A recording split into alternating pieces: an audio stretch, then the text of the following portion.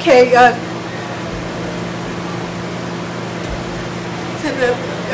perhaps you two could introduce yourself. You're the owner, right? That's correct. My name is Tim Washington. I'm the owner of Crescent City. Oh, Jesus, I've forgotten the name of my place. Crescent City Seafood and Salad and Wings Cafe, New Orleans, Louisiana. And my name is Captain Black. I'm a local activist and supporter of Crescent City Seafood.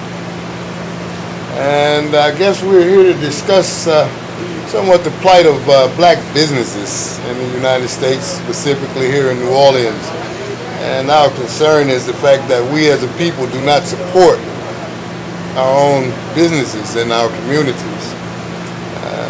It's a travesty because we not only serve food here and try to nourish your body, we attempt to nourish your minds. I had a lot of people tell me when I opened this place that I could not change the way the block was run by the drug dealers and the prostitutes and the rest of the homeless that just seemed to do what they wanted to do, but through the power of God it made a difference. It is no longer what it was, but yet and still the business still suffers. This place has been a haven for children that are homeless, for homeless people have eaten here, slept here. And we also do counseling of wayward youth.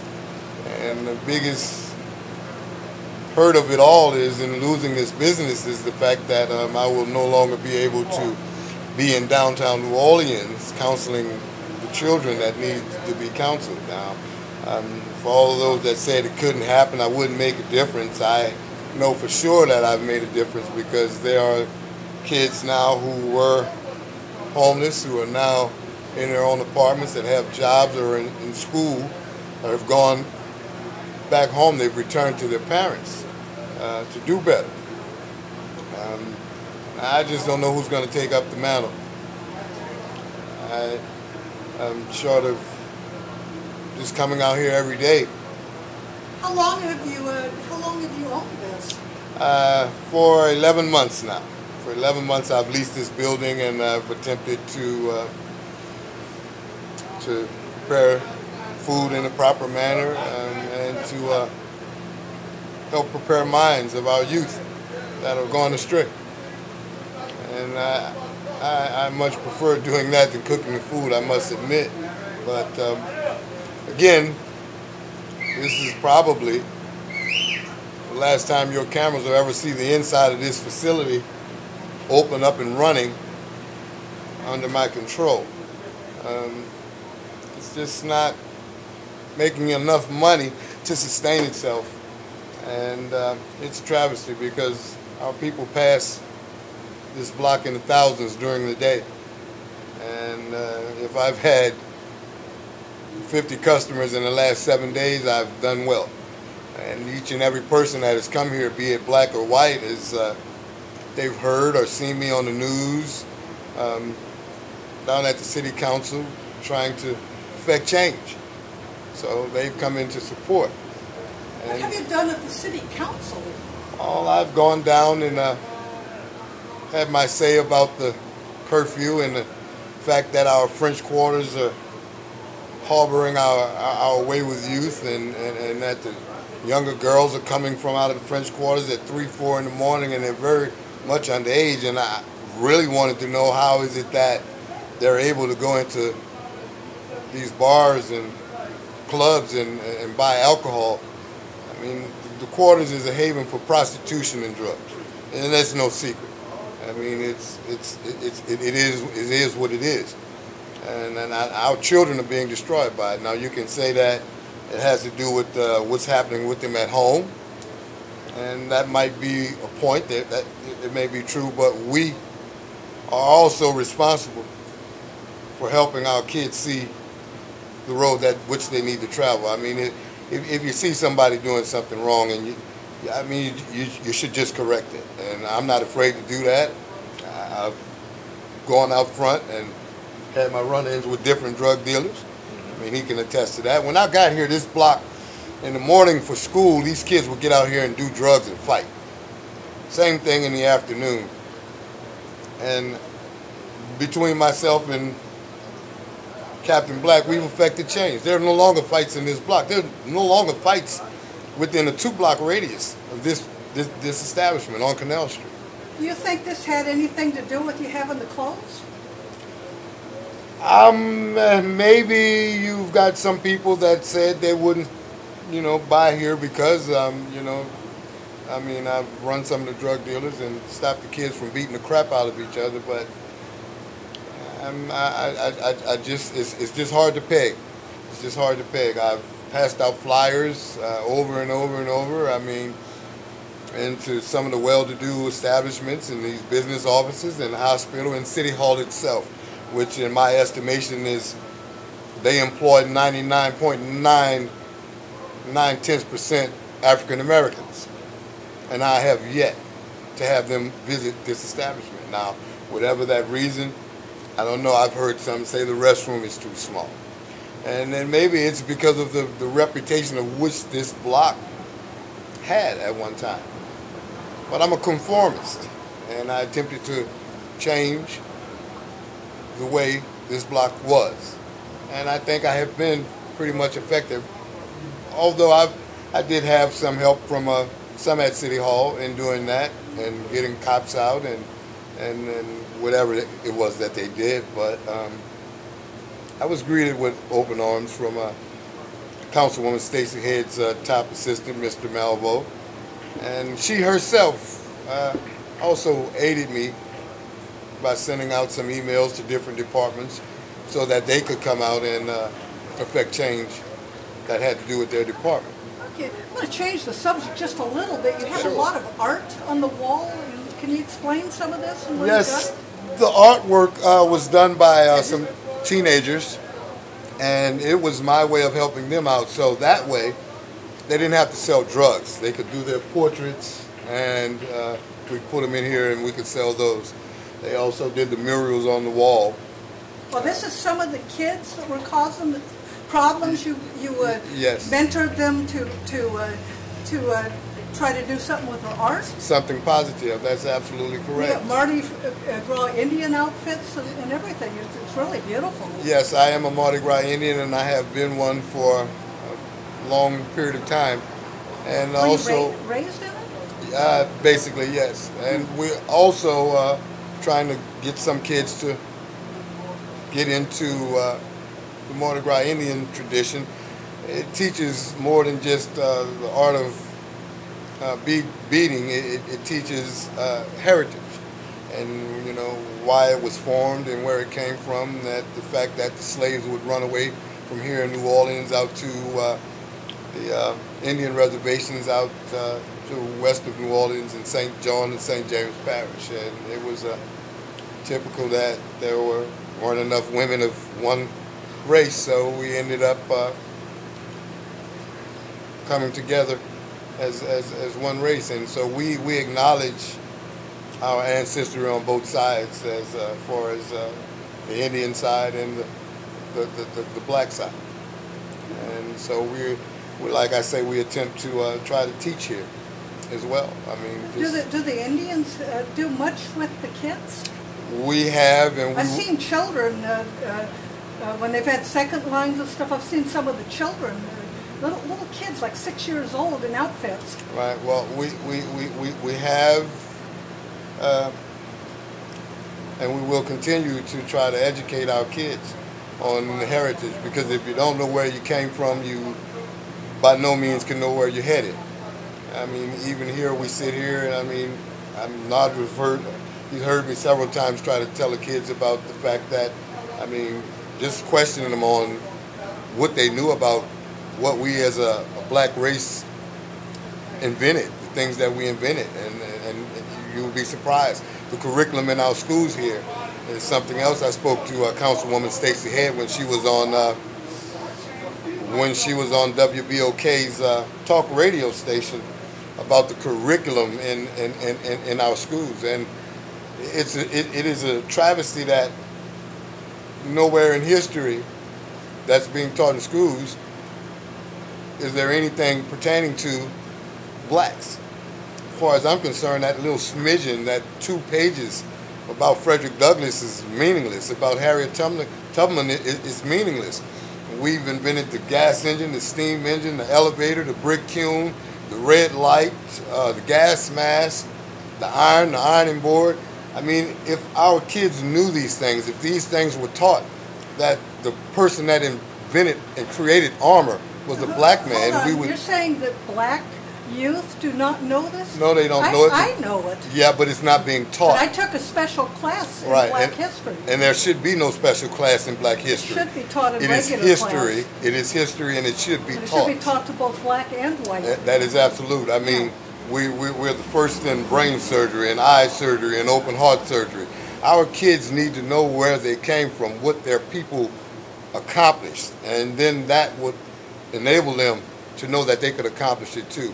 We also we attempt to fight what we consider to be injustice. We have our NAACP and everybody else that are marching against the cops that are shooting people. But what happens to this young lady who was killed and this young man who was killed? Both Don't move that. both Keep talking. straight A students, and killed merely because he was playing basketball on a playground where they deemed he shouldn't be. I don't see anybody marching against that. So these are the type of things that this facility, that having this building enabled us to try to get out. We've, with this young man's help here, he's put it all over the internet. There are these papers posted up and down this street here. What do we have to do? And to the president, you're sending people everywhere to fight what you call social injustice in other countries. We have social injustice here, right here. Why are there so many guns running rampant on the street? Why is it that Smith & Wesson and every other gun manufacturer have to manufacture guns by the thousands in a day, and they're making it to our streets and nowhere else? Why are our kids being killed by these guns? Is it a form of gentrification? Some would wonder. What's the plan, Mr. President? We need to do something about this. So in the tradition of black business and, small community businesses, period, the enterprise is merely the door that brings people in.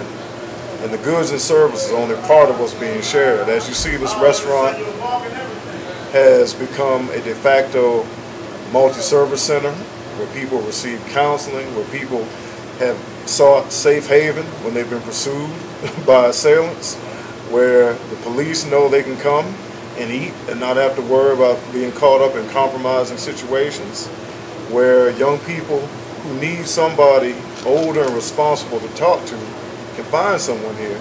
And when critics of the black community always talk about what are you doing to change the situation, I can easily point to establishments like this and people like Tim and saying that they're doing the best they can with extremely limited resources. So it's a catch-22. If you do nothing, you're criticized. If you try to do something, You suffer. they say, you're not doing enough. So, hats off to Tim. That's why I've been a supporter of his since I met him, and I'll continue to be so. Because as opposed to apathy or criticism, he stepped forward and tried to do what he could within the realm of his abilities and his resources. And that's all you can ask of any American. And did you mainly open this to help youth then? Or did you mainly open it to run a coffee shop? I just followed what God wanted me to do. And You followed the leading of the Spirit? yeah, and in that effect, I did what he wanted me to do once I did open it, and that was to snatch the wayward youth, get out there in the middle of fights and stop the fights, which I've had very close friends tell me that something's got to be wrong with you. You've changed. I've been on the other side of the fence. I've done all the bad things that one could possibly do. It's time for change, and then if I'm the person that my God expects to affect change, to be an assistant of his, to be a laborer of his to affect that change, then that's what I'm going to do. And I truly have no fear of getting involved in the middle of it. I mean, like I said, I've gotten into scraps with some drug dealers because this I considered to be my home. And I didn't want them selling drugs out here. I didn't want them selling drugs to the kids in front of here. So, of course, we had our run-ins. And needless to say, I'm still here, and they're not. Need more people to do that. Yeah, I know one thing, that if you, you know, your efforts at chasing off the dealers and the, you know, and the gangsters and stuff, that a lot of people, tourists and people of other races, are going to be more comfortable coming in here. The biggest fear that I've heard from white people is the thugs. Yeah. Getting shot, that kind of thing. Yeah, well, don't go in a hood, you'll get shot. That's understandable. We're in downtown New Orleans, so this should by no means be considered the hood. Now, we have cops here that... I know where I live is considered well, I don't know if they're not doing their job or what, but there are things that happen out here that shouldn't be here. Shouldn't be. It just shouldn't be. It shouldn't be at all. When we end up being police ourselves, having the police. Yeah, they without should the be police. doing their job. They get paid like $25,000 a year to go out and get shot at. Well, I mean, the point is we're dealing with very large problems that aren't easily resolved. But if someone is willing to put his sweat equity, his good name, and his money into providing not only a restaurant but a safe haven, then I don't think it's larcenous to ask if people support it. I mean, the bottom line is you have a thimbleful of black businesses in the Canal Street area. You have a 60% African American population, but you almost have to move heaven and earth to keep a black business on Canal Street any longer than maybe a year at the outset. Unless you're selling poison to the children. Unless you're selling them the cigars to roll up their weed, or you're selling them the beer. At which point you can stay here indefinitely. Funny how that works.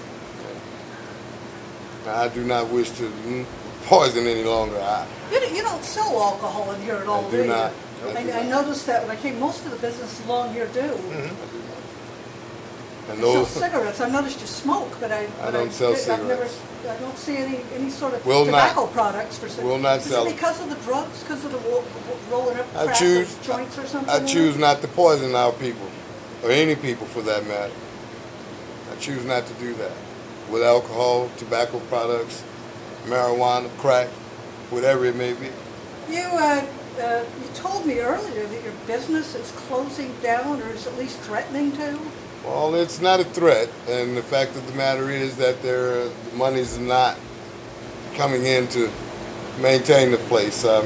We've got some street construction going on, and I think it's because they're changing the way the buses run here in the city, and they're putting in the streetcars. So up until that time, my breakfast hours was sustaining me, but once they moved the buses to where they no longer stop on the corner, I mean, I think I lost about 75% of my business at that point.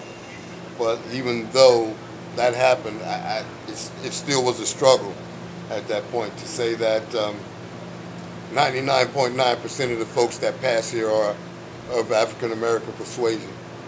And while I hate to say it, it's racism within inside of a race, because if this was a tequila, I'm more than positive that every Hispanic person that passed this block would stop and support it. Blacks would? Well, they probably would, because we tend to like burritos and tacos as well. But for whatever reason, I don't really want to do a lot of finger pointing, but I know as a business in this block, I do not allow anyone to sit in here and sell their drugs or do any type of illegal business. But I can say that there are others on this block and in this area that do, and those businesses are surviving. You're just saying that you took a responsibility not to allow that. Won't happen. Won't happen. It won't happen. I won't do it. I've been there. I've done that. Now, is there anything else that you'd like to say, or you'd like to get out? Just that we, as a people, we need to. Anything you can help. We need people to. could do to help. Well, top side of Mr. Captain Black here has several websites and email addresses. I mean, if you guys want to see this place stay afloat and stay up and running, maybe you might want to donate to whatever cause that he has, so we can do whatever we need to do Help you pay to, the rent and so to help forth. our. It's more in tune to helping provide for our youth. So I mean, even if this place should fold, we've been well, for me, myself, and he's been aware of my plans to open a spiritual wellness center. So in that essence, we need to get that going, because we cannot just stop the fight because this one facility closes down. There are youth at risk, and we need to do something about it. They need to be educated, and we need to. It is imperative. Well, even as a volunteer coach years ago on the playground, I tended to go out and find the youth that needed help. Even the same thing when I do here, I'll go out that door and see them getting into trouble and stop them. I'm not one to sit and wait for a troubled person to come when they're on their last leg, when they've been sent by the court systems for mandatory help. We see them, we recognize them, we know who they are. We need to rescue them. They need our help. As a people, as a whole, as a country. At one point, somewhere along the line, this country is going to stop dividing itself, or it will cease to exist. It will cease to exist.